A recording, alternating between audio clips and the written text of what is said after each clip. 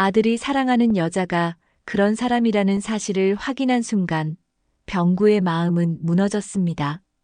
67세 노인은 조용히 귀를 기울입니다. 뒷좌석에서 들려오는 차갑고 거침없는 목소리들, 그리고 빗속에서 벌어진 충격적인 장면. 하지만 이 노인의 진짜 정체를 알게 된 순간 모든 것이 뒤집힙니다. 오늘 사연을 시작하기 전에 구독과 좋아요 버튼을 눌러주시면 당신의 하루에 작은 기쁨이 더해질 거예요. 구독과 좋아요는 무료입니다. 그럼 사연 시작하겠습니다. 강병구는 아침 일찍 눈을 떴습니다. 창밖으로 보이는 서울 시내 풍경은 여전히 분주했죠.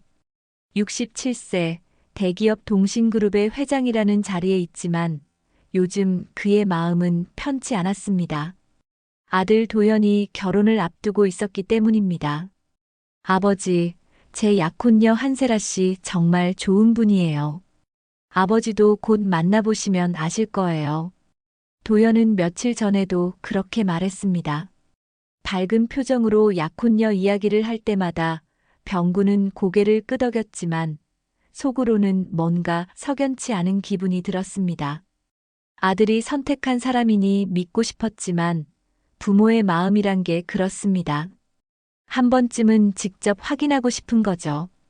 특히나 병구는 평생을 사람을 보는 일을 해왔습니다. 사업을 하며 만난 수많은 사람들 중에는 좋은 사람도 있었지만 겉과 속이 다른 사람도 많았죠. 병구는 서재로 들어가 책상 앞에 앉았습니다. 탁자 위에는 한세라의 사진이 놓여 있었습니다. 단정한 외모, 세련된 옷차림, 그리고 환하게 웃는 얼굴. 사진만 봐서는 흠잡을 데 없어 보였습니다. 하지만 병구는 알고 있었습니다. 사람의 진짜 모습은 사진이나 짧은 만남으로는 알 수 없다는 것을요. 더욱이 결혼을 앞둔 상황에서 예비 시부모를 만날 때는 누구나 최선의 모습을 보이려 하기 마련입니다. 겉만 번지르르한 게 사람은 아닐 테지. 병구는 중얼거리며 창밖을 바라봤습니다. 그는 평생 사업을 하며 수많은 사람을 만났습니다. 그 중에는 겉으로는 예의 바르고 친절해 보이지만 속으로는 전혀 다른 얼굴을 가진 사람들도 많았죠. 특히 지위나 돈 앞에서는 태도가 180도 달라지는 사람들을 수없이 봐왔습니다. 명함 한 장의 직함에 따라 표정이 달라지고 차 한 대의 가격에 따라 말투가 바뀌는 사람들. 병구는 그런 사람들을 너무나 많이 봐왔습니다. 웃는 얼굴 뒤에 숨겨진 계산과 욕심을 수도 없이 목격했죠. 병구는 결심했습니다. 직접 확인해 보기로 말이죠. 하지만 어떻게 해야 할까요? 회장이라는 신분으로 접근하면 세라는 당연히 최선을 다해 좋은 모습만 보여줄 겁니다. 진짜 모습을 보려면 다른 방법이 필요했습니다. 병구는 오랜 시간 고민했습니다. 어떻게 하면 세라의 진짜 모습을 볼 수 있을까요? 사람은 자신보다 강한 사람 앞에서는 조심하지만 약한 사람 앞에서는 본성을 드러내는 법입니다. 그리고 마침내 한 가지 방법을 떠올렸습니다. 바로 대리운전 기사로 위장하는 것이었죠. 그날 오후 병구는 비서실장 김 부장을 조용히 불렀습니다. 김 부장은 병구와 함께 20년 넘게 일해온 오른팔 같은 사람이었습니다. 어떤 비밀도 지켜낼 수 있는 신뢰할 만한 사람이죠. 김 부장, 나한테 부탁 하나만 들어주게. 말씀하십시오, 회장님. 대리운전 업체 하나 알아봐주게. 내가 직접 대리운전을 할 수 있도록 말이야. 김 부장은 깜짝 놀란 표정을 지었습니다. 회장님께서 대리운전을 하신다고요? 순간 귀를 의심했지만 병구의 표정은 진지했습니다. 하지만 오랜 시간 병구 곁에서 일해온 김 부장은 회장의 성격을 잘 알고 있었습니다. 한번 결심하면 꺾이지 않는 분이죠. 김 부장은 더 이상 묻지 않았습니다. 아마도 회장님께는 깊은 뜻이 있을 것이라 생각했습니다. 알겠습니다. 비밀리에 진행하겠습니다. 아무도 모르게 처리하겠습니다. 며칠 뒤 병구는 대리운전 앱 계정을 하나 만들었습니다. 이름은 강선달, 나이는 67세로 그대로 두었습니다. 프로필 사진은 평범한 노인의 모습으로 올렸죠. 회장님의 얼굴을 아는 사람이야 많지만 대리운전 기사로 나타난 노인을 알아볼 사람은 많지 않을 겁니다. 더욱이 밤늦은 시간, 술에 취한 사람들은 대리기사의 얼굴을 제대로 보지도 않습니다. 대부분은 스마트폰만 들여다보거나 동승자와 대화에 빠져 있죠. 병구는 오래된 검은색 점퍼를 꺼내 입었습니다. 옷장 깊숙이 보관해뒀던 옷이었죠. 젊은 시절 사업을 막 시작할 때 입었던 그 점퍼입니다. 당시에는 배달도 하고 짐도 나르며 하루하루를 악착같이 살았습니다. 새벽 5시에 일어나 밤 12시에 잠들기를 반복했던 그 시절. 그때의 기억이 아직도 생생했죠. 손에 굳은 살이 박이고 허리가 끊어질 듯 아팠던 그 시절 말입니다. 하지만 포기하지 않았습니다. 가족을 위해, 그리고 더 나은 미래를 위해 이를 악물고 버텼죠. 거울 앞에 선 병구는 자신의 모습을 바라봤습니다. 검은 점퍼에 낡은 운동화, 그리고 주름진 얼굴. 이제는 완전히 평범한 노인의 모습이었습니다. 회장실에서 입던 고급 정장과는 전혀 다른 모습이죠. 병구는 작게 미소 지었습니다. 이 모습이라면 아무도 자신을 알아보지 못할 겁니다. 그저 생계를 위해 밤늦게까지 일하는 평범한 노인으로만 보일 테니까요. 이제 시작이군. 병구는 앱을 켜고 대기 상태로 전환했습니다. 김 부장이 미리 세라의 동선을 파악해뒀습니다. 세라는 주말마다 어머니 한영숙과 함께 강남 쪽 고급 레스토랑을 자주 이용한다고 했죠. 특히 프랑스 요리 전문점과 일식당을 즐겨 찾는다고 합니다. 병구는 그 근처에서 대기하기로 했습니다. 시간은 밤 10시가 넘어가고 있었습니다. 도심의 불빛은 여전히 환했고 거리에는 사람들이 가득했습니다. 병구는 차에 앉아 핸들을 잡았습니다. 오랜만에 느껴보는 감각이었습니다. 요즘은 전속 기사가 모든 운전을 맡아 하기 때문에 병구가 직접 운전할 일이 거의 없었죠. 하지만 젊은 시절에는 달랐습니다. 밤새 운전대를 잡고 전국을 누볐던 시절도 있었습니다. 납품을 위해, 계약을 위해, 그리고 생존을 위해 달렸던 그 시절 말입니다. 고속도로 휴게소에서 라면으로 끼니를 때우고 차 안에서 쪽잠을 자며 버텼던 시절이 떠올랐습니다. 밤 11시가 가까워지자 앱에 호출이 왔습니다. 목적지는 강남구 청담동. 출발지는 세라가 자주 간다던 그 프랑스 레스토랑이었습니다. 병구는 심호흡을 한번 하고 출발했습니다. 드디어 시작입니다. 대기업 회장이 손수 핸들을 잡은 날이었죠. 병구는 차를 몰며 내비게이션을 켰습니다. 레스토랑까지는 약 15분 정도 걸릴 것 같았습니다. 병구는 차를 몰며 생각했습니다. 과연 세라는 어떤 사람일까요? 아들이 말한 대로 정말 좋은 사람일까요? 아니면 병구가 걱정하는 대로 겉과 속이 다른 사람일까요? 곧 알게 될 것입니다. 진짜 모습은 아무도 보지 않을 때 드러나는 법이니까요. 특히 자신보다 약한 위치에 있는 사람을 대할 때 사람의 본성이 드러나는 법입니다. 병구는 그것을 너무나 잘 알고 있었습니다. 핸들을 잡은 병구의 손에는 땀이 배어 있었습니다. 긴장되었지만 동시에 묘한 설렘도 있었습니다. 오랜만에 느껴보는 감정이었죠. 회장실에서는 절대 느낄 수 없는 현장의 생생함 같은 것 말입니다. 사람들의 진짜 모습을 볼 수 있는 그 순간 말이죠. 병구는 이런 생각을 하며 레스토랑 앞에 도착했습니다. 레스토랑 앞에 차를 세운 병구는 천천히 차에서 내렸습니다. 입구에는 화려한 드레스를 입은 여성들과 정장을 차려입은 남성들이 보였습니다. 병구는 점퍼 지퍼를 목까지 올렸습니다.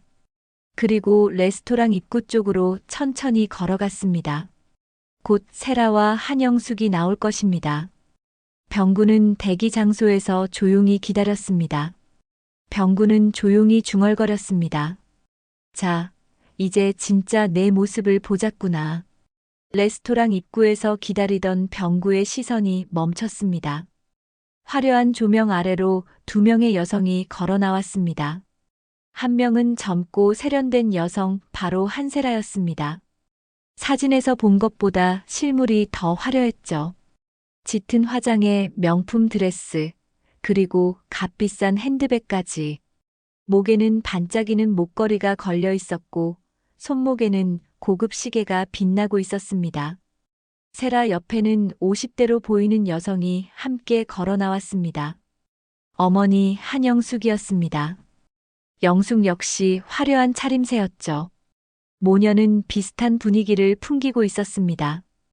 병구는 천천히 다가가 고개를 숙였습니다. 허리를 약간 굽히며 공손한 자세를 취했죠. 고객님, 대리운전 나왔습니다. 세라는 병구를 힐끗 쳐다봤습니다. 눈빛에는 아무런 감정도 없었죠. 마치 사물을 보듯 무심한 시선이었습니다. 사람을 대하는 눈빛이 아니었습니다. 그저 자신을 목적지까지 데려다줄 도구 정도로 여기는 듯한 시선이었죠. 영숙은 차키를 병구에게 건네며 말했습니다. 저기 검은색 벤츠요. 조심해서 몰아요. 흠집이라도 나면 큰일 나요. 네, 알겠습니다. 조심히 모시겠습니다. 병구는 차키를 받아들고 주차장으로 향했습니다. 검은색 고급 수입차가 보였습니다. 최신형 모델이었죠. 차값만 해도 억 단위는 좋게 넘을 것 같았습니다. 병구는 차 문을 열고 운전석에 앉았습니다. 익숙한 가죽 냄새가 코를 스쳤습니다. 회장실에서 타던 차와 비슷한 향이었죠. 고급스러운 인테리어와 최신 기술이 집약된 계기판이 눈에 들어왔습니다. 병구는 시동을 걸고 천천히 레스토랑 입구로 차를 가져왔습니다. 세라와 영숙이 뒷좌석에 탔습니다. 문이 닫히는 소리가 묵직했습니다. 고급차 특유의 무게감 있는 소리였죠. 병구는 백미러로 두 사람을 살짝 바라봤습니다. 세라는 스마트폰을 꺼내 들었고 영숙은 핸드백에서 거울을 꺼내 화장을 고치고 있었습니다. 병구는 조용히 물었습니다. 목적지가 청담동 맞으십니까? 네, 빨리 가요. 늦었어요. 영숙의 목소리는 차갑고 무뚝뚝했습니다. 마치 명령하듯 말했죠. 병구는 더 이상 말을 걸지 않았습니다. 내비게이션을 켜고 출발했습니다. 차는 조용히 도심을 가로질렀습니다. 밤의 서울은 여전히 밝았고 거리에는 차들이 가득했습니다. 네온사인과 가로등 불빛이 차창을 스쳐 지나갔습니다. 병구는 묵묵히 운전에 집중했습니다. 그때였습니다. 뒷좌석에서 세라의 목소리가 들려왔습니다. 엄마, 오늘 그 레스토랑 진짜 별로였어. 음식도 맛없고 서비스도 형편없고. 그러게. 다음엔 다른 데 가자. 프랑스 요리는 역시 호텔 레스토랑이 낫더라.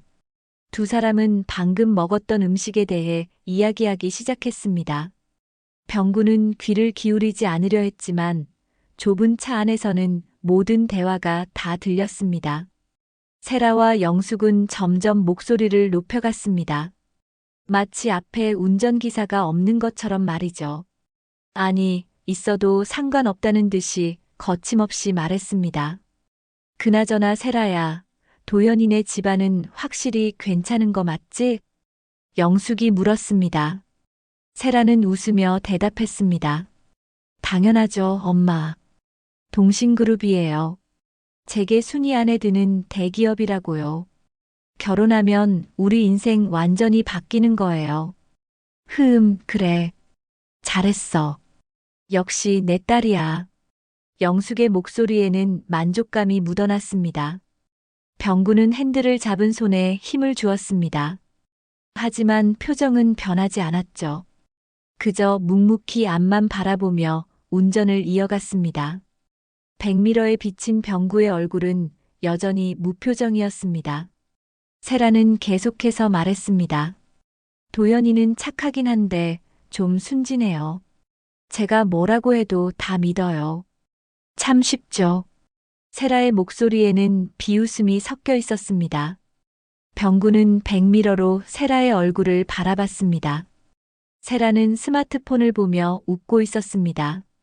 방금 전 레스토랑에서 보였던 우아한 모습은 온데간데 없었죠. 영숙도 함께 웃었습니다. 그래, 남자들은 원래 그래.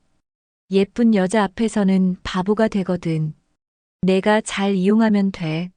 알아요, 엄마. 걱정 마세요. 결혼만 하면 끝이에요. 두 사람의 대화는 계속 이어졌습니다. 병구는 아무 말도 하지 않았습니다. 그저 운전대를 잡고 길을 따라갔을 뿐이죠. 하지만 마음속으로는 무언가가 끓어오르고 있었습니다. 아들 도연이 떠올랐습니다. 순수한 눈빛으로 세라 이야기를 하던 아들의 모습이 말이죠. 행복한 미래를 꿈꾸며 웃던 아들의 얼굴이 선명하게 그려졌습니다. 세라는 다시 입을 열었습니다. 근데 이 늙은 대리, 운전은 그럭저럭 하네요. 나이 값은 하는 것 같아요. 영숙이 병구를 보며 말했습니다. 그래도 이 나이에 대리운전이나 하고 있으니 인생 글렀죠, 뭐. 젊었을 때 제대로 못 살았으니까 이렇게 늙어서도 일하는 거겠죠. 세라가 낄낄거리며 웃었습니다. 마치 재미있는 이야기라도 들은 듯이 말이죠. 맞아요. 이 늙은 대리, 운전대만 잡다가 인생 끝났겠지? 불쌍하긴 하네요. 병구는 말없이 내비게이션을 응시했습니다. 표정 하나 변하지 않았죠. 하지만 손은 조금씩 떨리고 있었습니다. 분노 때문이 아니었습니다. 실망 때문이었죠. 아들이 사랑한다는 여자가 아들의 미래가 될 사람이 이런 모습이라니. 병구는 깊은 한숨을 속으로 삼켰습니다. 목구멍이 메어왔지만 참았습니다. 차는 계속해서 목적지를 향해 달렸습니다. 거리의 불빛들이 차창 밖으로 스쳐 지나갔습니다. 세라와 영숙은 여전히 대화를 이어가고 있었습니다. 명품 가방 이야기, 해외여행 이야기, 그리고 결혼 후의 계획까지. 모든 대화의 중심에는 돈과 지위가 있었습니다. 사랑이나 가족에 대한 이야기는 단 한마디도 없었죠. 오직 어떻게 하면 더 좋은 삶을 살 수 있을지, 어떻게 하면 더 많은 것을 얻을 수 있을지에 대한 이야기뿐이었습니다. 병구는 생각했습니다. 이것이 세라의 진짜 모습인가? 아들 앞에서는 순수하고 착한 척했지만 실제로는 이렇게 계산적이고 냉정한 사람인가? 병구는 확신할 수 없었습니다. 아직 더 지켜봐야 했죠. 하지만 지금까지 본 모습만으로도 병구의 마음은 무거워졌습니다. 마치 무거운 돌덩이가 가슴을 짓누르는 것 같았습니다. 여기요, 여기서 좌회전이요. 영숙이 말했습니다. 병구는 조용히 대답했습니다. 네, 알겠습니다. 차는 청담동 주택가로 접어들었습니다. 고급 주택들이 늘어선 거리였습니다. 깔끔하게 정돈된 정원과 높은 담장들이 이어졌죠. 세라는 스마트폰을 보며 말했습니다. 저기 흰색 건물 앞에서 세워요. 병구는 천천히 속도를 줄였습니다. 목적지가 가까워지고 있었습니다. 하지만 병구는 알고 있었습니다. 진짜 중요한 순간은 바로 지금부터라는 것을요. 사람의 본성은 헤어질 때 더욱 확실하게 드러나는 법이니까요. 병구는 차를 천천히 목적지 앞에 세웠습니다. 병구는 묵묵히 운전대를 잡은 채 다음을 기다렸습니다. 차가 흰색 건물 앞에 멈춰 섰습니다. 병구는 시동을 끄고 조용히 차에서 내렸습니다. 뒷문을 열어주기 위해서였죠. 하지만 세라와 영숙은 이미 문을 열고 내리고 있었습니다. 병구를 기다릴 생각조차 없는 듯 했습니다. 두 사람은 차에서 내리자마자 핸드백을 챙기며 서로 이야기를 나눴습니다. 병구의 존재 따위는 안중에도 없다는 듯이 말이죠. 병구는 조용히 트렁크를 확인했습니다. 혹시 짐이 있을까 싶어서였죠. 하지만 트렁크는 비어 있었습니다. 병구는 다시 운전석 쪽으로 돌아와 차 안을 정리했습니다. 뒷좌석에 떨어진 휴지 한 장을 주워 쓰레기통에 버렸습니다. 병구는 항상 이렇게 꼼꼼했습니다. 사소한 것 하나도 놓치지 않는 성격이었죠. 어떤 일이든 마무리까지 완벽하게 하는 것이 병구의 원칙이었습니다. 그때 하늘에서 빗방울이 떨어지기 시작했습니다. 처음에는 가늘게 내리던 비가 점점 거세졌습니다. 가을밤의 비는 차갑고 매서웠습니다. 병구는 재빨리 차 안에서 우산을 꺼냈습니다. 고객을 위해 항상 준비해두는 우산이었죠. 검은색 장우산이었습니다. 병구는 우산을 펴서 세라와 영숙에게 건네주려 했습니다. 하지만 그 순간 병구는 출입문 앞에서 잠시 망설였습니다. 우산 손잡이가 차 시트에 걸려 있었기 때문입니다. 우산을 챙기는 사이 세라와 영숙은 이미 건물 입구까지 걸어가고 있었습니다. 비를 맞으며 급하게 걸어가는 모습이었죠. 병구는 서둘러 우산을 들고 뛰어갔습니다. 하지만 노인의 몸은 예전 같지 않았습니다. 빨리 움직이려 해도 다리가 따라주지 않았죠. 무릎이 뻐근했고 허리도 아팠습니다. 병구가 우산을 들고 가까이 다가갔을 때 이미 두 사람은 비에 젖어 있었습니다. 머리카락에서 물방울이 뚝뚝 떨어지고 있었죠. 영숙이 돌아보며 날카롭게 소리쳤습니다. 목소리가 밤거리에 울려 퍼졌습니다. 뭐 하는 거예요? 왜 이렇게 느려 터졌어요? 죄송합니다. 우산을 가져오느라. 병구가 말을 잇기도 전에 영숙은 언성을 더욱 높였습니다. 마치 폭발하듯이 말이죠. 우리 딸 비 맞았잖아요. 이거 명품 드레스인데 비 맞으면 어떡해요? 당신 책임질 수 있어요? 세라도 화난 표정으로 병구를 노려봤습니다. 젖은 머리카락을 쓸어 넘기며 불쾌한 표정을 지었죠. 드레스 어깨 부분이 축축하게 젖어 있었습니다. 병구는 고개를 숙이며 다시 사과했습니다. 정말 죄송합니다. 제가 미처 생각하지 못했습니다. 하지만 영숙은 멈추지 않았습니다. 오히려 더 화를 냈죠. 병구를 향해 손가락질까지 했습니다. 죄송하다고 끝이에요? 이 드레스 얼마인 줄 알아요? 당신 평생 벌어도 못 사는 옷이에요. 이거 외국에서 공수해 온 거라고요. 병구는 아무 말도 하지 않았습니다. 그저 고개를 숙인 채 서 있을 뿐이었죠. 빗물이 병구의 점퍼를 적셨습니다. 차가운 빗방울이 목덜미로 흘러내렸습니다. 하지만 병구는 움직이지 않았습니다. 영숙의 말이 계속 이어졌습니다. 늙어서 일을 잘 못하겠으면 때려쳐야지. 정말 답답해 죽겠네. 그러게 좀 잘 배워놓지 그랬어.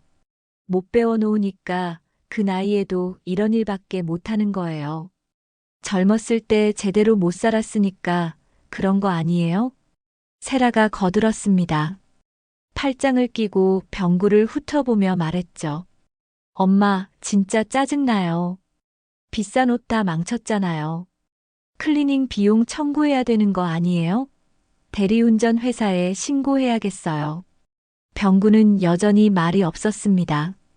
그저 고개를 더 깊이 숙였을 뿐이죠. 비는 점점 더 거세게 내렸습니다. 차가운 빗줄기가 병구의 얼굴을 때렸습니다. 빗물이 눈썹을 타고 흘러내렸습니다. 영숙은 핸드백에서 휴대폰을 꺼냈습니다. 그리고 병구를 향해 휴대폰을 들이댔습니다. 무릎 꿇고 사과해요. 네. 병구는 고개를 들었습니다. 영숙의 눈빛은 차갑고 단호했습니다. 진심으로 무릎을 꿇으라는 것이었죠. 농담이 아니었습니다. 병구는 잠시 망설였습니다. 하지만 영숙은 한 발짝 더 다가와 말했습니다. 무릎 꿇고 사과하라고요. 우리 딸 비 맞았잖아요. 당신 잘못이에요. 당신이 제때 우산을 가져왔어야죠. 세라는 옆에서 스마트폰을 꺼내 들었습니다. 영상을 찍으려는 듯 했습니다. 화면을 확인하며 각도를 맞췄습니다. 세라는 웃으며 말했습니다. 엄마, 영상 찍을까요? 요즘 이런 거 올리면 조회수 잘 나온대요. 재미있을 것 같아요. 영숙이 고개를 끄덕였습니다. 그래, 찍어. 이런 무책임한 기사는 본때를 보여줘야 해. 나중에 대리운전 회사에 항의할 때 증거로 쓸 수도 있고. 병구는 두 사람을 번갈아 바라봤습니다. 세라는 이미 스마트폰 카메라를 켜고 있었습니다. 화면에 병구의 모습이 잡혔습니다. 빗속에 서 있는 노인의 초라한 모습이었죠. 병구는 깊은 숨을 들이쉬었습니다. 그리고 천천히 무릎을 꿇었습니다. 차가운 바닥이 무릎에 닿았습니다. 빗물이 고인 곳이었죠. 차가운 물기가 바지를 적셨습니다. 얼음장처럼 차가운 물이었습니다. 실례했습니다. 병구의 목소리는 낮고 조용했습니다. 하지만 그 안에는 무언가 다른 감정이 담겨 있었습니다. 분노도 아니고 굴욕도 아니었습니다. 그저 깊은 실망이었습니다. 인간에 대한, 그리고 아들이 선택한 사람에 대한 실망이었죠. 세라는 계속해서 영상을 찍고 있었습니다. 여러 각도에서 병구를 찍었습니다. 영숙은 팔짱을 끼고 병구를 내려다보며 말했습니다. 이제 알겠어요? 일을 제대로 하지 않으면 이렇게 되는 거예요. 다음부턴 조심하세요. 우리 같은 손님 만나면 정신 바짝 차려야 한다고요. 우리 이 대리회사 VIP야. 설마 확인도 안 하고 온 거 아니죠? 병구는 대답하지 않았습니다. 그저 고개를 숙인 채 무릎을 꿇고 있을 뿐이었죠. 비는 여전히 내리고 있었습니다. 병구의 머리 위로, 어깨 위로, 등 위로 빗물이 쏟아졌습니다. 차갑고 무거운 빗줄기였습니다. 마치 세상의 모든 무게가 병구의 어깨를 짓누르는 것 같았습니다. 병구의 점퍼는 이미 흠뻑 젖어 있었습니다. 세라는 영상 촬영을 멈추고 영숙에게 보여줬습니다. 엄마, 이거 봐요. 완전 웃기지 않아요? 화질도 괜찮네요. 영숙도 화면을 보며 웃었습니다. 그러게. 이 나이에 무릎까지 꿇다니. 정말 불쌍하긴 하네. 하지만 자기가 잘못한 거니까 당연한 거지. 두 사람은 킥킥거리며 웃었습니다. 그리고는 병구를 그대로 둔 채 건물 안으로 들어갔습니다. 문이 닫히는 소리가 들렸습니다. 병구는 혼자 남았습니다. 빗속에 무릎을 꿇은 채로 말이죠. 병구는 천천히 고개를 들었습니다. 하늘을 바라봤습니다. 빗방울이 얼굴에 떨어졌습니다. 눈물인지 빗물인지 구분할 수 없었습니다. 병구는 천천히 일어섰습니다. 무릎이 욱신거렸습니다. 나이든 몸에는 물이었죠. 관절이 삐걱거렸습니다. 하지만 병구는 표정을 바꾸지 않았습니다. 그저 조용히 차 쪽으로 걸어갔습니다. 젖은 옷이 몸에 달라붙었습니다. 차가운 기운이 온몸을 파고들었습니다. 하지만 병구의 마음은 더 차가웠습니다. 병구는 차에 올라탔습니다. 운전석에 앉아 잠시 멍하니 앞을 바라봤습니다. 핸들을 잡은 손이 떨렸습니다. 이번에는 추위 때문이었습니다. 병구는 시동을 걸었습니다. 엔진 소리가 조용히 울렸습니다. 병구는 히터를 켰습니다. 따뜻한 바람이 나오기 시작했습니다. 하지만 몸은 쉽게 녹지 않았습니다. 병구는 조용히 중얼거렸습니다. 이제 알았다. 내 진짜 모습을. 며칠이 흘렀습니다. 병구는 그날 밤의 일을 아무에게도 말하지 않았습니다. 젖은 옷을 갈아입고 따뜻한 차를 마시며 혼자 생각에 잠겼을 뿐이죠. 무릎은 아직도 욱신거렸지만 마음의 상처가 더 깊었습니다. 병구는 결정을 내려야 했습니다. 아들에게 이 사실을 말할 것인가, 아니면 조용히 지켜볼 것인가. 밤마다 잠을 이루지 못했습니다. 도연은 여전히 행복한 표정으로 회사를 다녔습니다. 세라와의 결혼을 앞두고 들뜬 모습이었죠. 아침마다 흥얼거리며 출근 준비를 했습니다. 병구는 아들의 그런 모습을 보며 마음이 무거워졌습니다. 진실을 말하면 아들은 상처받을 것입니다. 하지만 말하지 않으면 아들의 미래가 불행해질 것입니다. 병구는 깊은 고민에 빠졌습니다. 매일 아침 식탁에서 아들을 바라보며 입을 열까 말까 망설였습니다. 그러던 어느 날 아침 도연이 식탁에 앉아 스마트폰을 보고 있었습니다.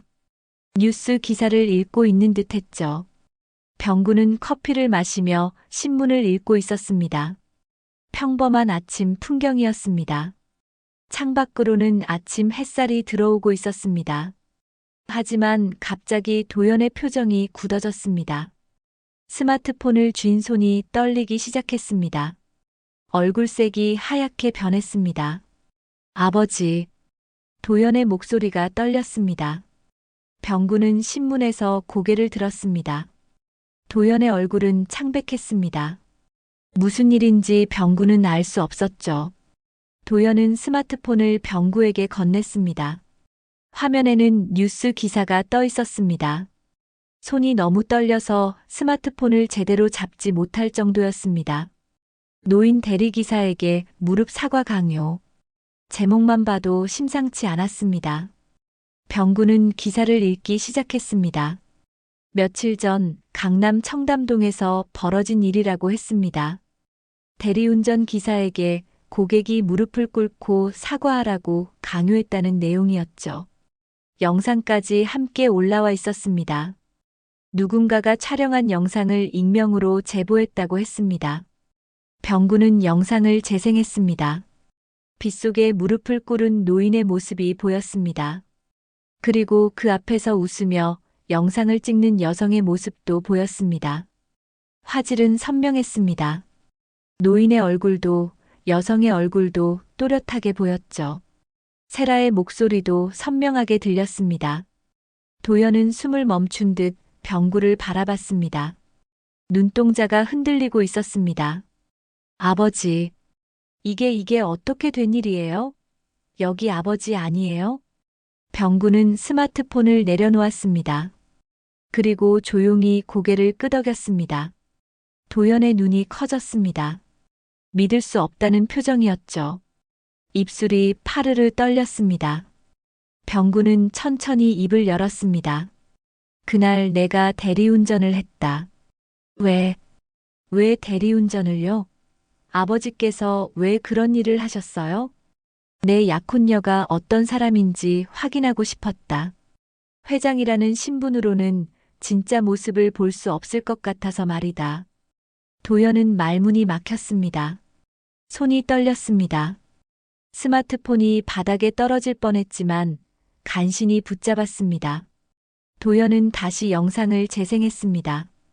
이번에는 소리까지 켜서 들었습니다. 세라와 영숙의 목소리가 선명하게 들렸습니다. 냉정하고 거친 목소리였습니다. 무릎 꿇고 사과해요. 이 늙은 대리, 운전대만 잡고 살다 인생 끝났겠지? 완전 웃기지 않아요? 도연의 얼굴이 일그러졌습니다. 분노인지 슬픔인지 알 수 없는 표정이었습니다. 도연은 스마트폰을 식탁에 내려놓았습니다. 그리고 두 손으로 얼굴을 감쌌습니다. 한참 동안 아무 말도 하지 않았죠. 어깨가 미세하게 떨리고 있었습니다. 병구도 조용히 기다렸습니다. 아들에게 시간이 필요하다는 것을 알고 있었습니다. 시간이 흘렀습니다. 도연은 천천히 손을 내렸습니다. 눈가가 붉어져 있었습니다. 눈물을 참고 있는 듯 했습니다. 도연은 떨리는 목소리로 물었습니다. 영상 속 여자가 세라인가요? 그렇다.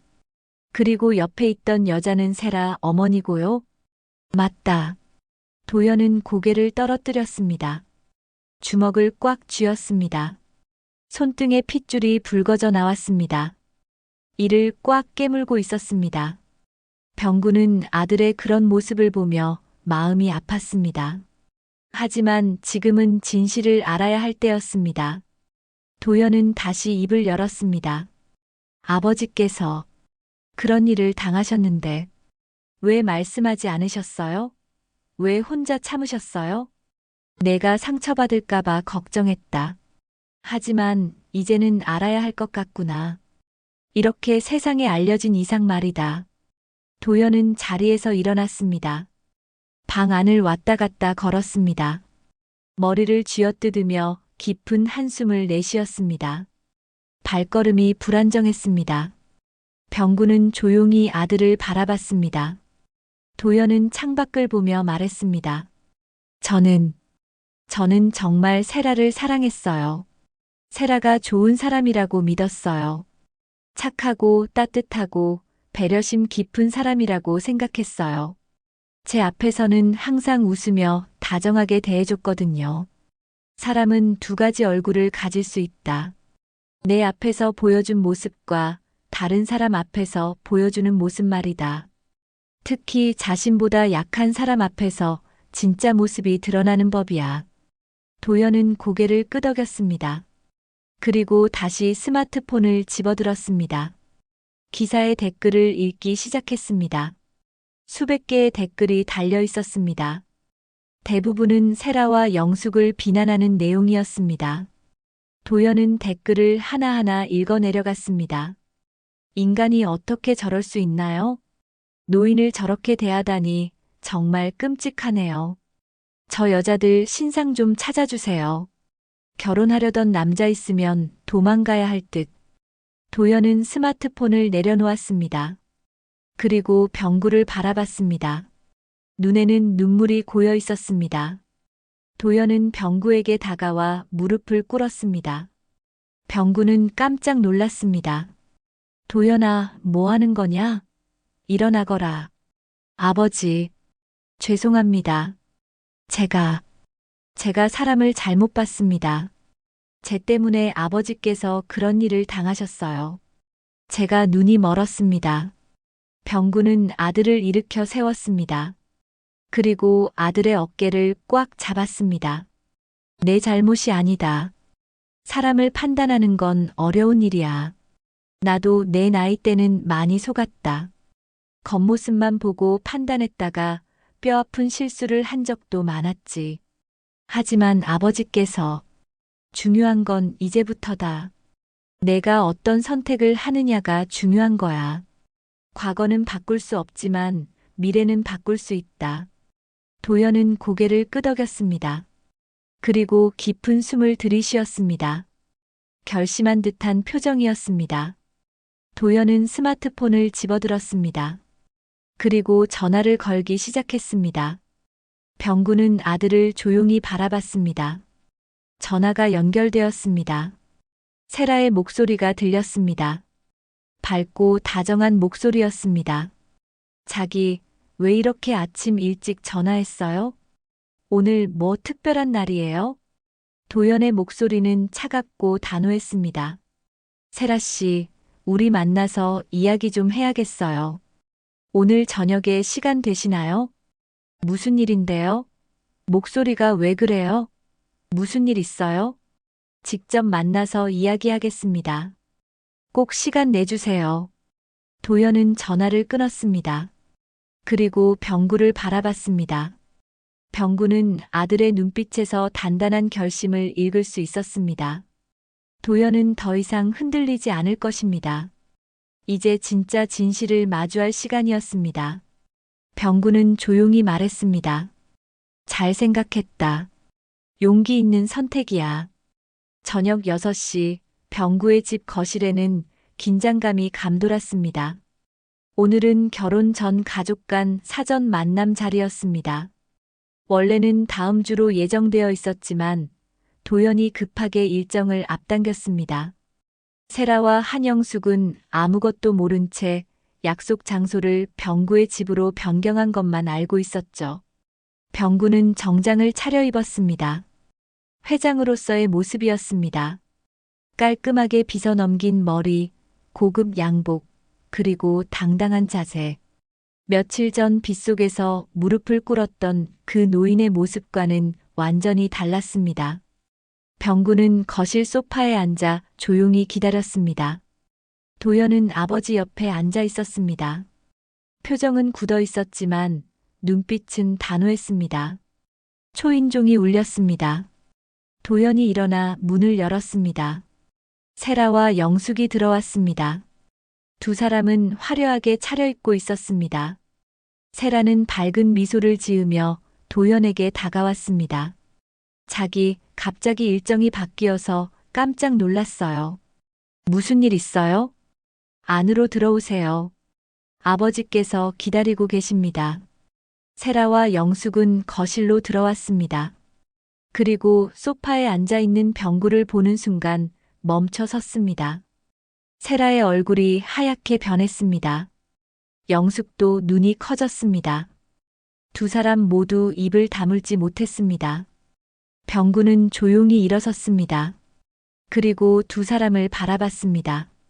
어서 오십시오. 처음 뵙겠습니다. 저는 도연의 아버지 강병구입니다. 세라는 말을 잇지 못했습니다. 그저 병구를 뚫어지게 바라볼 뿐이었습니다. 영숙도 마찬가지였습니다. 두 사람의 머릿속에는 며칠 전 그 빗속의 장면이 떠올랐을 것입니다. 대리운전 기사로 만났던 그 노인이 바로 도연의 아버지, 동신그룹의 회장이었다는 사실을 이제야 깨달은 것이죠. 세라는 떨리는 목소리로 말했습니다. 지난주 저희 모녀를 태워주신 그 대리기사. 설마. 병구는 조용히 고개를 끄덕였습니다. 그게 저입니다. 지난주 밤 청담동까지 두 분을 모셨던 사람이 바로 저입니다. 영숙의 얼굴에서 핏기가 싹 가셨습니다. 다리에 힘이 풀려 비틀거렸습니다. 세라가 재빨리 어머니를 붙잡았습니다. 하지만 세라 자신도 제대로 서 있기 힘든 상태였습니다. 병구는 계속해서 말했습니다. 여러분의 인성을 확인하고 싶었습니다. 제 아들과 평생을 함께할 사람이 어떤 사람인지 직접 보고 싶었습니다.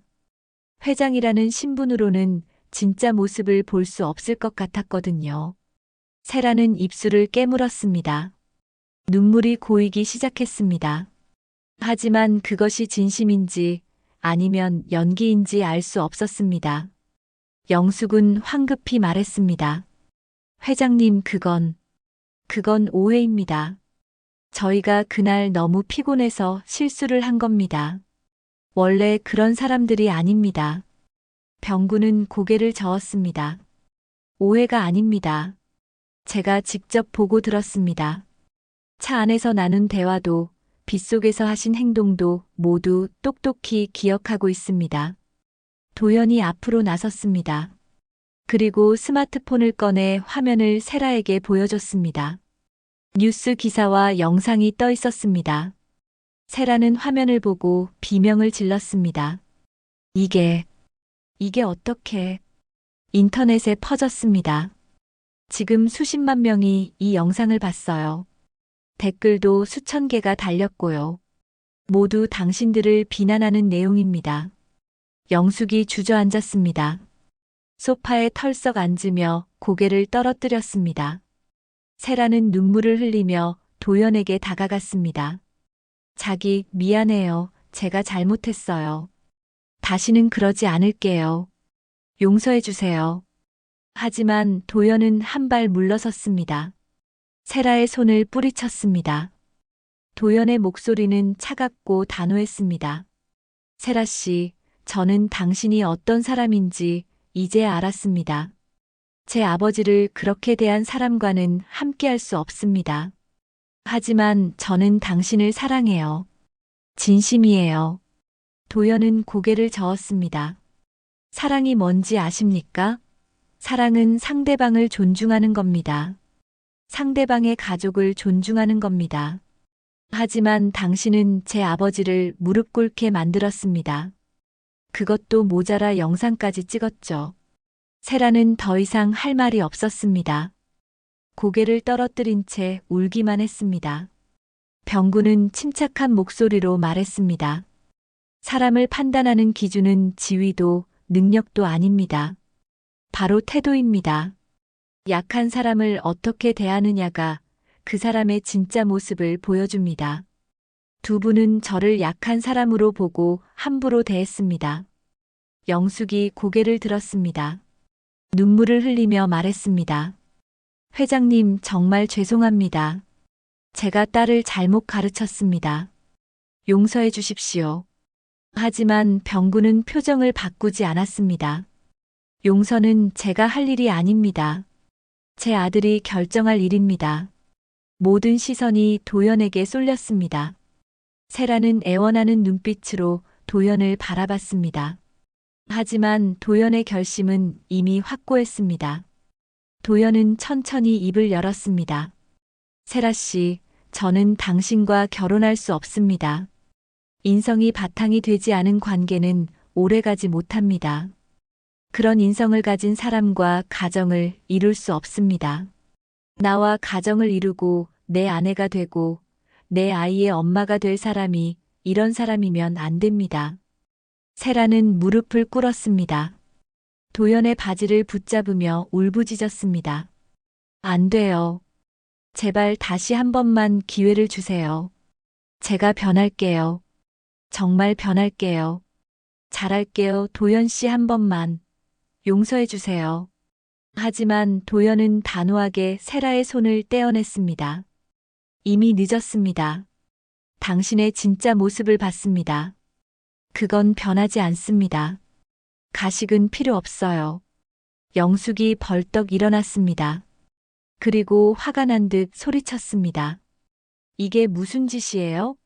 당신이 먼저 우리를 속였잖아요. 대리운전 기사로 위장해서 우리를 시험한 거잖아요. 이건 비겁한 짓이에요. 당신이 아무리 회장이어도 사람을 이렇게 함정에 빠뜨려서 시험을 하는 게 옳은 일이라고 생각합니까? 병구는 조용히 대답했습니다. 비겁한 것은 약한 사람을 함부로 대하는 것입니다. 저는 단지 진실을 확인했을 뿐입니다. 위장을 해 속인 것은 죄송하게 생각합니다만 진짜 모습을 알게 된 이상 우리가 가족이 되는 일은 없을 겁니다. 가족이 되기 전 알게 되어서 너무 다행스러운 일이지요. 영숙은 할 말을 잃었습니다. 세라는 바닥에 주저앉아 울고 있었습니다. 병구는 두 사람을 바라보며 말했습니다. 이제 돌아가시는 게 좋겠습니다. 더 이상 할 말은 없습니다. 영숙은 세라를 일으켰습니다. 두 사람은 비틀거리며 현관으로 향했습니다. 문을 나서기 전 영숙은 뒤를 돌아봤습니다. 원망스러운 눈빛이었습니다. 하지만 아무 말도 하지 못했습니다. 문이 닫혔습니다. 거실에는 병구와 도연만 남았습니다. 도연은 소파에 털썩 앉았습니다. 긴장이 풀리며 온몸에 힘이 빠졌습니다. 병구는 아들 옆에 앉았습니다. 그리고 아들의 어깨를 토닥였습니다. 힘들었지? 괜찮습니다, 아버지. 제가 해야 할 일을 한 것뿐입니다. 병구는 아들을 바라보며 미소 지었습니다. 아들이 자랑스러웠습니다.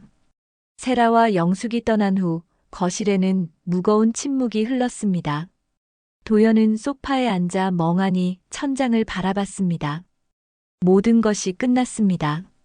결혼 준비도 행복한 미래에 대한 꿈도 모두 물거품이 되었습니다. 하지만 이상하게도 마음은 편했습니다. 옳은 선택을 했다는 확신이 있었기 때문이죠. 병구는 부엌으로 가서 따뜻한 차를 2잔 준비했습니다. 그리고 도연 옆에 앉아 차를 건넸습니다. 도연은 차를 받아들고 한 모금 마셨습니다. 따뜻한 온기가 목을 타고 내려갔습니다. 병구는 조용히 말했습니다. 도연아, 괜찮으냐? 네, 아버지. 괜찮습니다. 오히려 지금이 더 편한 것 같아요. 힘든 결정이었을 텐데 잘 견뎌줘서 고맙다. 도연은 고개를 저었습니다. 아버지께 고마워해야 할 사람은 저예요. 아버지께서 미리 확인해 주지 않으셨다면 저는 평생 후회했을 겁니다. 결혼하고 나서야 세라의 진짜 모습을 알았다면 얼마나 끔찍했을까요? 그런데 아버지, 저한테 미리 말을 한번 해주지 그러셨어요. 그럼 아버지께서 굴욕당하실 일은 없었을 거예요. 병구는 아들의 어깨를 토닥였습니다. 두 사람은 한동안 말없이 차를 마셨습니다. 창밖으로는 어둠이 깔리고 있었습니다. 도시의 불빛들이 하나둘 켜지기 시작했습니다. 평화로운 저녁 풍경이었습니다. 그때 도연이 입을 열었습니다. 아버지, 제가 정말 바보 같았죠? 사람을 제대로 보지 못했으니까요. 그래서 아버지가 직접 그렇게. 아니다. 내가 바보가 아니야. 사람을 판단하는 건 누구에게나 어려운 일이다. 나도 젊었을 때 수없이 실수했어. 하지만 아버지는 세라의 본 모습을 바로 알아보셨잖아요. 병구는 잠시 생각에 잠겼습니다. 그리고 천천히 말했습니다. 그건 내가 오랜 시간 사람들을 봐왔기 때문이야. 사업을 하면서 수많은 사람을 만났지. 겉으로는 훌륭해 보이지만 속으로는 썩은 사람들도 많이 봤고 반대로 겉은 초라해 보이지만 마음만은 금처럼 빛나는 사람들도 만났어. 도연은 아버지의 말을 곱씹으며 고개를 끄덕였습니다. 병구는 계속해서 말을 이었습니다. 사람의 진짜 모습은 두 가지 상황에서 드러난다. 하나는 자신보다 약한 사람을 대할 때, 또 하나는 위기 상황에 처했을 때다. 세라는 두 가지 모두에서 본 모습을 드러냈지. 그렇네요. 아버지를 약한 사람으로 봤을 때는 함부로 대했고, 자신의 정체가 드러났을 때는 변명과 거짓 눈물로 위기를 모면하려 했어요. 병구는 아들이 깨달음을 얻은 것 같아 뿌듯했습니다. 도연은 차를 다 마시고 잔을 내려놓았습니다. 그리고 아버지를 바라보며 말했습니다. 아버지, 그날 밤 정말 힘드셨죠? 빗속에 무릎까지 꿇으시고, 저 때문에 그런 일을 겪으셨는데. 병구는 손을 저었습니다. 그건 내 잘못이 아니야. 그리고 나는 괜찮았다. 무릎이 좀 아팠을 뿐이지. 하지만 마음은 많이 아프셨을 거예요. 병구는 잠시 침묵했습니다. 사실 그날 밤은 정말 힘들었습니다. 육체적인 고통보다 정신적인 상처가 더 컸습니다. 아들이 사랑하는 여자가 그런 사람이라는 사실을 확인한 순간 병구의 마음은 무너졌습니다. 하지만 병구는 아들 앞에서 약한 모습을 보이고 싶지 않았습니다. 도연아, 나는 내가 행복했으면 좋겠다. 진짜 좋은 사람을 만나서 행복한 가정을 이뤘으면 좋겠어. 그게 내 유일한 바람이야. 도연의 눈가가 붉어졌습니다. 아버지의 사랑이 얼마나 깊은지 새삼 깨달았습니다. 도연은 벌떡 일어나 아버지를 껴안았습니다. 병구도 아들을 꽉 안아줬습니다. 두 사람은 한참 동안 그렇게 서 있었습니다. 시간이 흘러 도연이 먼저 몸을 떼었습니다. 그리고 아버지 앞에 무릎을 꿇었습니다. 병구는 깜짝 놀라 아들을 일으키려 했습니다. 도연아, 이게 무슨 짓이냐? 어서 일어나거라. 하지만 도연은 고개를 숙인 채 말했습니다. 아버지, 미안합니다. 제가 너무 철없었습니다. 사람을 제대로 보지 못했고 아버지를 믿지 못했습니다. 제가 처음부터 아버지 말씀을 잘 들었어야 했는데. 아니다, 도연아. 내가 잘못한 게 아니야. 일어나거라. 병구는 아들을 일으켜 세웠습니다. 그리고 아들의 얼굴을 두 손으로 감쌌습니다. 도연아, 넌 잘못한 게 없어. 사랑하는 사람을 믿는 건 당연한 거야. 다만 이번 일을 통해 배웠으면 좋겠다. 사람을 볼 때는 겉모습이 아니라 내면을 봐야 한다는 것을 말이야. 네, 아버지. 명심하겠습니다. 그리고 도연아, 이번 일로 상처받지 마라. 세라는 내 인생에서 지나가는 한 사람일 뿐이야. 앞으로 더 좋은 사람을 만날 거다. 도연은 고개를 끄덕였습니다. 그리고 깊은 숨을 들이쉬었습니다. 마음이 한결 가벼워진 것 같았습니다. 병구는 아들에게 물었습니다. 배고프지 않냐? 저녁을 먹어야 할 것 같은데. 그러고 보니 배가 고프네요. 아침부터 제대로 먹지 못했어요. 그럼 내가 뭐 좀 만들어줄까? 김치찌개 어떠냐? 좋아요, 아버지. 아버지, 김치찌개가 제일 맛있어요. 병구는 미소 지으며 부엌으로 향했습니다. 도연은 식탁을 정리하며 아버지를 도왔습니다. 두 사람은 함께 저녁을 준비했습니다. 냄비에 김치를 볶고 육수를 붓고 두부와 파를 넣었습니다.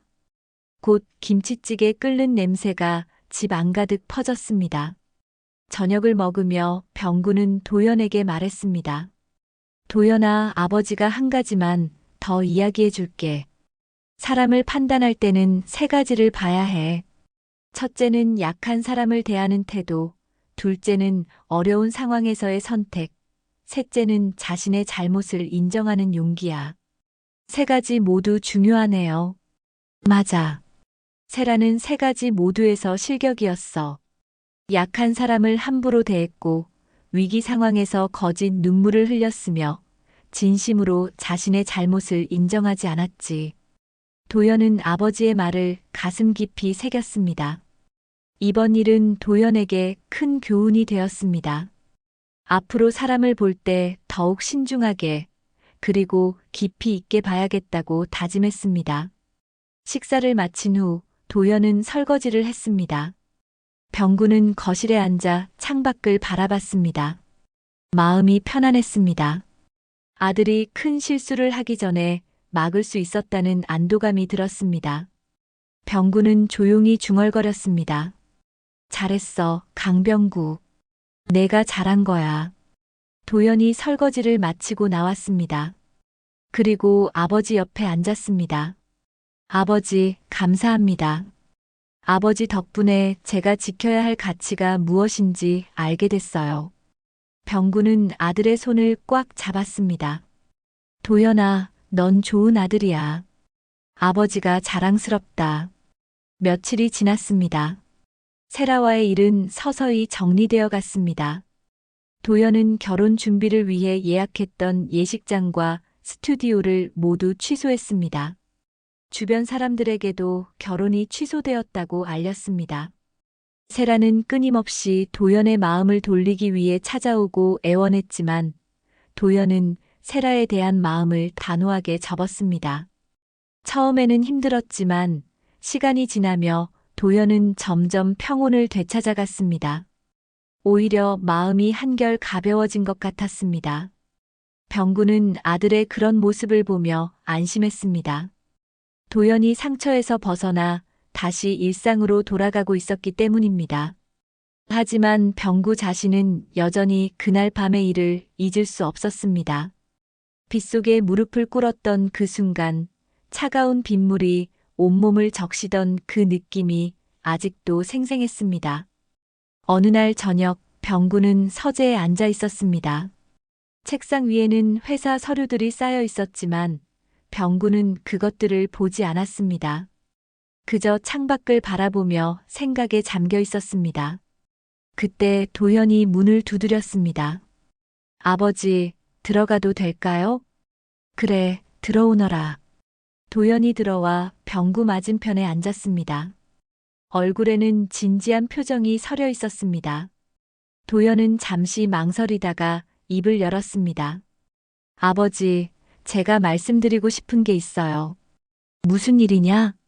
아버지께서 그날 밤에 겪으신 일, 그리고 저 때문에 힘드셨던 일들에 대해 제대로 사과하지 못한 것 같아서요. 병구는 고개를 저었습니다.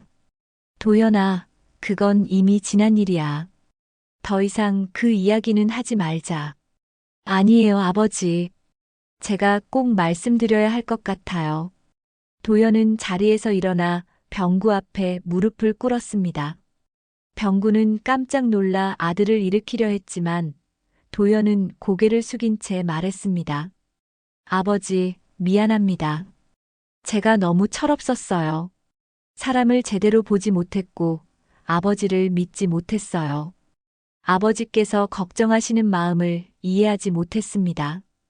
도연아, 일어나거라. 내가 잘못한 게 아니라고 했잖니. 아니에요, 아버지. 제가 처음부터 아버지 말씀을 잘 들었어야 했어요. 아버지께서 세라에게 이상한 느낌을 받으셨을 때 제가 그 말씀에 귀 기울였어야 했어요. 병구는 아들을 일으켜 세웠습니다. 그리고 아들의 어깨를 꽉 잡았습니다. 도연아, 내가 사랑하는 사람을 믿은 건 잘못이 아니야. 그건 당연한 거야. 다만 이번 일을 통해 배운 게 있다면 그것으로 충분해. 도연의 눈가가 붉어졌습니다. 그동안 참아왔던 감정이 터져나오는 듯 했습니다. 아버지, 저는 정말 무서웠어요. 만약 아버지께서 확인해주지 않으셨다면 저는 세라와 결혼했을 거예요. 그리고 평생 후회하며 살았을 거예요. 하지만 그런 일은 일어나지 않았어. 다행히 우리가 미리 알아냈잖니. 그게 다 아버지 덕분이에요. 아버지께서 직접 대리운전까지 하시며 확인해 주셨잖아요. 병구는 아들을 소파에 앉혔습니다. 그리고 자신도 옆에 앉았습니다. 두 사람은 한동안 말없이 앉아 있었습니다. 침묵이 흘렀지만 불편하지 않았습니다. 오히려 따뜻하고 편안한 침묵이었습니다. 잠시 후 병구가 입을 열었습니다. 도연아, 아버지가 미안하다. 네. 왜요, 아버지? 내가 널 믿지 못하고 몰래 확인하려 했다. 내 선택을 존중하지 못했어. 그 부분은 너에게 사과를 해야 할 것 같구나. 미안하다. 도연은 고개를 저었습니다. 아니에요, 아버지. 아버지께서 그렇게 하신 건 저를 사랑하셨기 때문이에요. 제가 잘못된 선택을 하지 않도록 지켜주신 거예요. 그래도 내가 좀 더 부드럽게 접근할 수도 있었을 텐데. 아버지, 만약 아버지께서 직접 말씀하셨다면 저는 믿지 않았을 거예요. 오히려 아버지께 반발했을 거예요. 사랑에 눈이 멀어 있었으니까요. 병구는 아들의 말에 고개를 끄덕였습니다. 사실 그것이 병구가 대리운전을 선택한 이유였습니다. 직접 말로 하면 아들이 믿지 않을 것 같았기 때문입니다. 병구는 아들의 손을 꽉 잡았습니다. 도연아, 넌 좋은 아들이야. 아버지가 정말 자랑스럽다. 아버지 덕분에 제가 지켜야 할 가치가 무엇인지 알게 됐어요. 사람을 대할 때 지위나 돈으로 판단하지 말고 그 사람의 태도와 인성을 봐야 한다는 것을요. 병구는 미소 지었습니다. 아들이 깨달음을 얻은 것 같아 뿌듯했습니다. 도연은 계속해서 말했습니다. 그리고 아버지께서 보여주신 모습에서도 많이 배웠어요. 약한 사람으로 보일 때도 당당함을 잃지 않으셨고, 모욕을 당하면서도 품위를 지키셨어요. 그건 내가 오랜 시간 배운 거야. 사람의 진짜 가치는 어떤 상황에서도 흔들리지 않는 내면의 힘에서 나온다는 것을 말이다. 도연은 아버지의 말을 가슴 깊이 새겼습니다. 그리고 다짐했습니다. 앞으로는 아버지처럼 내면의 힘을 기르고 어떤 상황에서도 흔들리지 않는 사람이 되겠다고 말이죠. 아버지, 앞으로 제가 어떤 사람을 만나든 아버지께서 가르쳐 주신 기준으로 판단하겠습니다. 그 사람이 약한 사람을 어떻게 대하는지, 어려운 상황에서 어떤 선택을 하는지, 그리고 자신의 잘못을 인정하는 용기가 있는지를 보겠습니다. 병구는 아들의 어깨를 토닥였습니다. 잘 생각했다. 그리고 도연아, 한 가지만 더 기억해라. 완벽한 사람은 없어.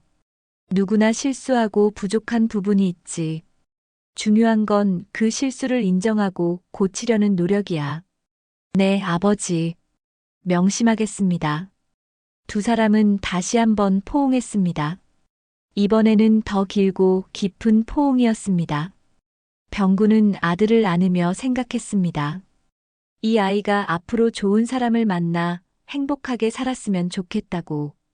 그리고 자신이 가르쳐준 가치관을 잊지 않고 살아갔으면 좋겠다고 말이죠. 포옹을 풀고 난 후 도연이 물었습니다. 아버지, 배고프지 않으세요? 제가 저녁 준비할게요. 그래, 고맙다.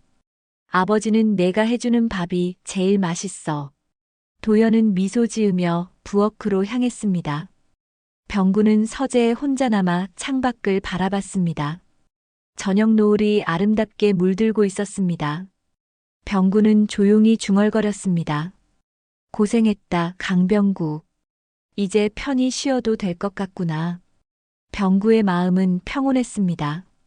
아들을 지켜냈다는 안도감, 그리고 아들이 성장했다는 뿌듯함이 가슴을 채웠습니다. 병구는 깊은 숨을 들이쉬고 천천히 내쉬었습니다. 모든 것이 제자리를 찾은 것 같았습니다. 부엌에서 도연이 요리하는 소리가 들렸습니다. 칼로 채소를 써는 소리, 프라이팬이 달궈지는 소리. 평범하지만 따뜻한 소리들이었습니다. 병구는 그 소리를 들으며 미소 지었습니다. 우리 아들 참 잘 컸어. 일주일이 더 흘렀습니다. 병구는 아침 일찍 일어나 스마트폰을 켰습니다. 대리운전 앱이 화면에 떠올랐습니다. 며칠 동안 한 번도 열어보지 않았던 앱이었죠. 병구는 잠시 화면을 바라보다가 천천히 앱을 종료했습니다. 그리고 계정 삭제 버튼을 눌렀습니다.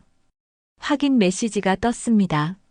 정말 계정을 삭제하시겠습니까? 병구는 망설이지 않고 확인을 눌렀습니다. 화면에서 앱이 사라졌습니다. 병구는 깊은 숨을 내쉬었습니다. 이제 정말로 모든 것이 끝났습니다. 대리운전 기사로서의 짧은 여정도, 그 과정에서 겪었던 아픈 경험도 모두 마무리되었습니다. 병구는 옷장에서 검은색 점퍼를 꺼냈습니다. 그날 밤 입었던 바로 그 점퍼였습니다. 빗물에 젖었다가 말랐던 흔적이 아직 남아 있었습니다. 병구는 점퍼를 쓰다듬으며 생각에 잠겼습니다. 이 옷을 입고 핸들을 잡았던 그 순간들이 떠올랐습니다. 병구는 점퍼를 깨끗이 개어 옷장 깊숙한 곳에 넣었습니다. 다시는 입지 않을 옷이었지만 버리지는 않았습니다. 이 점퍼는 병구에게 특별한 의미가 있었기 때문입니다. 아들을 지키기 위해 자신의 자존심을 내려놓았던 그날의 증거였으니까요. 병구는 서재로 들어가 책상에 앉았습니다. 서랍을 열고 편지지를 꺼냈습니다. 그리고 펜을 들어 천천히 글을 쓰기 시작했습니다. 아들에게 남기는 편지였습니다. 언젠가 도연이 읽어주길 바라는 마음으로 한 글자 한 글자 정성스럽게 썼습니다. 도연에게. 아버지가 이 편지를 쓰는 건 내가 앞으로 살아가면서 기억했으면 하는 것들이 있기 때문이다. 첫째, 사람을 판단할 때는 겉모습이 아니라 내면을 봐라. 화려한 옷과 세련된 말투보다 중요한 것은 그 사람의 태도와 인성이다. 병구는 잠시 펜을 멈추고 창밖을 바라봤습니다. 아침 햇살이 따뜻하게 비치고 있었습니다. 병구는 다시 편지를 이어갔습니다. 둘째, 약한 사람을 대하는 태도를 보면 그 사람의 진짜 모습을 알 수 있다. 지위가 높고 힘이 센 사람 앞에서는 누구나 예의 바를 수 있다. 하지만 자신보다 약한 사람 앞에서 어떻게 행동하는지가 그 사람의 본질을 드러낸다. 병구는 편지를 계속 썼습니다. 아들에게 전하고 싶은 말들이 끝없이 흘러나왔습니다. 셋째, 누군가를 태우고 어디로 가는지도 중요하지만 그 사람을 어떻게 대하는지가 더 중요하다. 인생도 마찬가지다. 어떤 목표를 향해 가는지도 중요하지만 그 과정에서 사람들을 어떻게 대하는지가 더 중요하다. 병구는 편지를 다 쓰고 난 후 봉투에 넣었습니다. 그리고 봉투 겉면에 도연에게라고 적었습니다. 이 편지는 서랍 깊숙한 곳에 보관해 두기로 했습니다. 언젠가 적절한 때가 오면 아들에게 전해줄 것입니다. 그날 오후 병구는 회사로 출근했습니다. 오랜만에 회장실에 앉으니 모든 것이 낯설게 느껴졌습니다. 며칠 동안 대리운전 기사로 살았던 경험이 병구를 변화시킨 것 같았습니다. 병구는 창밖을 바라보며 생각했습니다. 이제 무엇을 해야 할까? 김 부장이 노크를 하고 들어왔습니다. 회장님, 이사회 준비 서류입니다. 고맙네, 김 부장. 그런데 말이야. 네, 회장님. 내가 회장직에서 물러나려고 하네. 김 부장은 깜짝 놀란 표정을 지었습니다. 회장님, 그게 무슨 말씀이십니까? 병구는 미소 지었습니다. 이제 나이도 있고 젊은 사람들에게 기회를 줘야 할 것 같아. 도연이가 충분히 준비됐다고 생각하네. 하지만 아직 회장님께서 아니야, 김 부장. 나는 충분히 했어. 이제는 다음 세대가 이끌어갈 때야. 김 부장은 더 이상 말하지 못했습니다. 병구의 결심이 확고하다는 것을 알 수 있었기 때문입니다. 병구는 계속해서 말했습니다. 다음 달 이사회에서 공식적으로 발표하겠네. 도연이를 후임 회장으로 추천할 거야. 알겠습니다, 회장님. 준비하겠습니다. 김 부장이 나간 후 병구는 혼자 남았습니다. 창밖으로 서울 시내가 한눈에 보였습니다. 수십 년 동안 이 자리에서 도시를 내려다보며 수많은 결정을 내렸습니다. 때로는 옳은 결정이었고, 때로는 잘못된 결정이었습니다. 하지만 병구는 최선을 다했습니다.